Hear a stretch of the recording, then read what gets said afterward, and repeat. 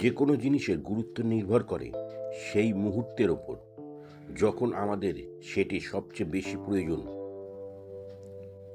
তৃষ্ণার্ত অবস্থায় এক গ্লাস জলের যে মূল্য, পেট ভরা অবস্থায় সেই জলের মূল্য এক নয়। ঠিক তেমনি কোনো সুযোগ বা প্রাপ্তি যদি সঠিক সময়ে না আসে, তবে পরে তা হাজার গুণ বেশি পেলেও মনের সেই তৃপ্তি বা প্রয়োজন আর থাকে না। মানুষের অভাব বা আকাঙ্ক্ষা সময়ের সাথে সাথে বদলে যায়। আজ আপনি যা পাওয়ার জন্য ব্যাকুল, 20 বছর পর হয়তো সেই জিনিসের প্রতি আপনার কোনো টানই থাকবে না। সময় পেরিয়ে গেলে মানুষের আবেগ এবং চাহিদাও ফিকে হয়ে যায়। তখন সেই না পাওয়া জিনিসটি সামনে এলেও তা আর আনন্দ দিতে পারে না।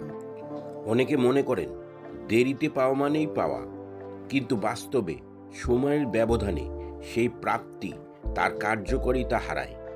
যেমন ক্ষুধার্ত শিশুকে যদি বড় হওয়ার পর উন্নত মানের খাবার দেওয়া হয়, তবে তা তার শৈশবের সেই ক্ষোভ বা অভাব পূরণ করতে পারে না। প্রতিটি প্রাপ্তির একটি নির্দিষ্ট মেয়াদ থাকে। সেই মেয়াদ ফুরিয়ে যাওয়ার পর যা পাওয়া যায় তা কেবল একটি বস্তু মাত্র। তাতে কোনো সার্থকতা বা আনন্দ অবশিষ্ট থাকে না।